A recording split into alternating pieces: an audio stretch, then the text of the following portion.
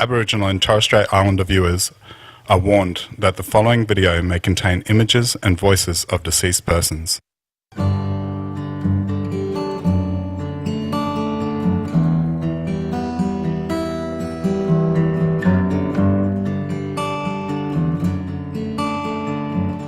world over, we celebrate the tribal cultures of a society, the history of a society, but it's also recognised internationally that we are the longest continuing surviving culture in the world. And you know, that's very important to recognise and to respect and to value and you know, and to celebrate. I think here our history is a bit shameful.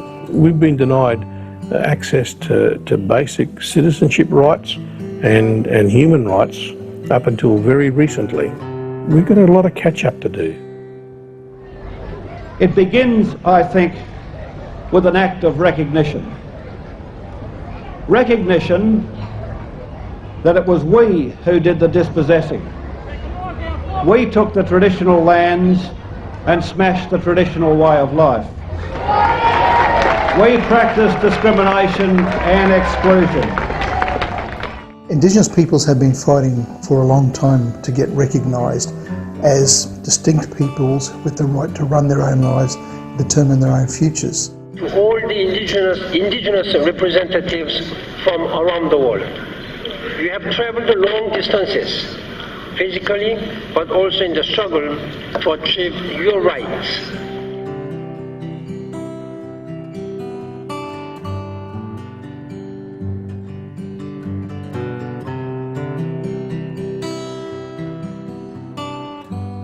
The document is made up of 9 key sections: foundational rights, life and security, language, culture and spiritual identity, education, information and employment, participation, development and economic and social rights, rights to country, resources and our knowledge, self-governance.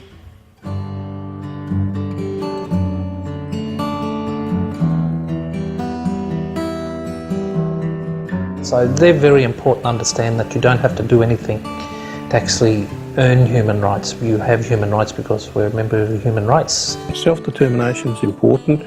We can't be self-determining if we don't know, you know, what's affecting a decision. So we should be able to make decisions without any coercion. Until people actually make real decisions about things that affect their lives, it's very difficult to make progress. And this is perhaps at the heart of self-determination.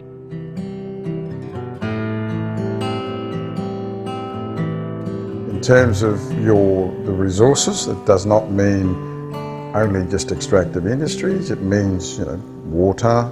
It also means access to national parks, forests, traditional foods, medicines. So anything that has to do with land and is connected in that context, people should understand that they have a right to that, so that they're not denied those rights when they're confronted by law.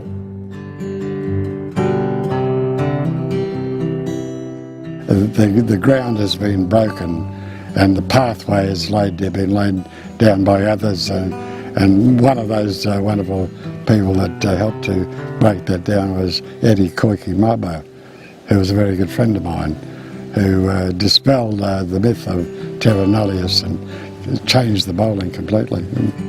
Well, after 20 years, that's how long we fought for this land. Meetings and meetings and meetings, and dealing with different departments. It finally came through, and it was the most wonderfulest feeling. We just jumped up and screamed when he said, "Congratulations, this is your land, you have your, title." Well, that's what human rights does. It brings Geneva to Australia, to Dunwich actually. When you saw all the people in the hall, and Justice Dowsett gave a fantastic summary. People were laughing, smiling. Biggest mob of blackfellas was at the hall. We've still got to work within the Western system, and so with the native title it just meant, yes, at last They've recognised we are the traditional people of this land through the Western system. We've always known it.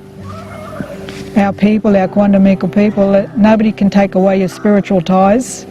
No one, because this is where we were put. We're traditional owners, and as traditional owners we need to have an equal say in how our traditional estates managed. It's not a day job for Quandamika people. We live it, we belong to this country, we feel it. You know, we're a part of this ecology.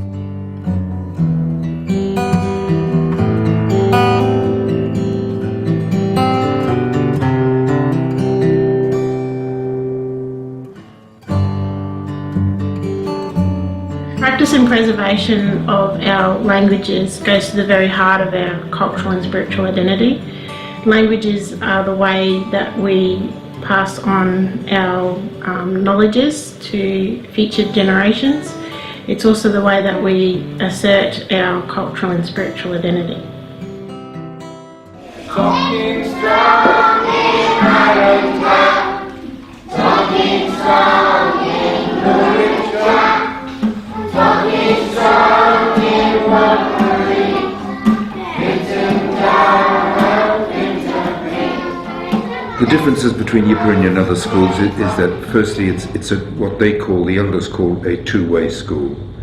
When they started it, this was 33 years ago, they wanted to have a school of their own. And when they went to the government said, no, what's wrong with a government school? And they started then what was a 10-year campaign. And so that was a great triumph, and it was established as an independent school. Keeping our language strong, it's a part of us, it's a part of our old people, you know. Like I've been saying, it's where we're from, you know. We can't be an Indigenous race and have nothing, you know. We are Indigenous race because we've got language, we've got culture, and we're strong.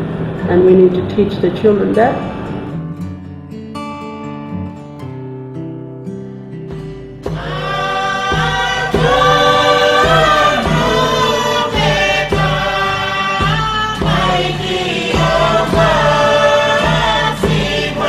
It's got to be two ways, you know.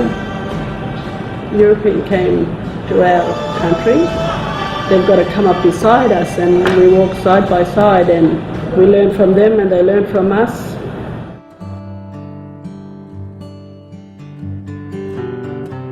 And when you're an Aboriginal person and something's not right, you know in your guts that that's not right.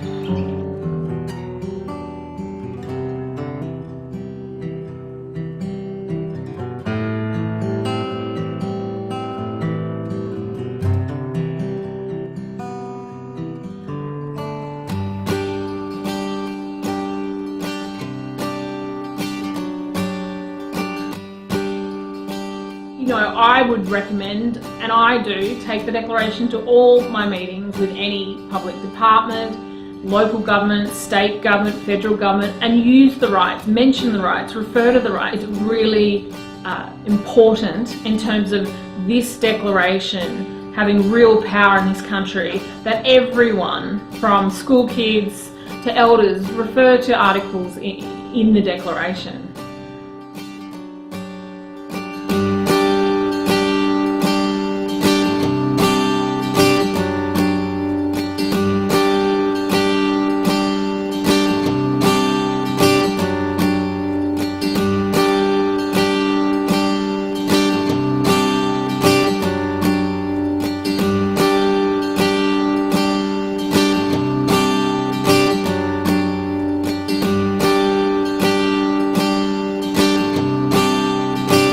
Aborigines, which means what? Black folks. You never find a white aborigine. Aborigines are called natives, or they're always dark-skinned people. You and I are aborigines, but you don't like to be called an aborigine. Because however much America strays away from the ideals of justice, the goal of America is freedom. Abused and scorned though we may be, our destiny is tied up in the destiny of America. Before the Pilgrim Fathers landed at Plymouth, we were here. Before Jefferson etched across the pages of history the majestic words of the Declaration of Independence, we were here. Before the beautiful words of the Star-Spangled Banner were written, we were here. And for more than 2 centuries, our forebears labored here without wages. They made cotton king. They built the homes of their masters in the midst of the most humiliating and oppressive conditions. And yet out of a bottomless vitality, they continue to grow and develop.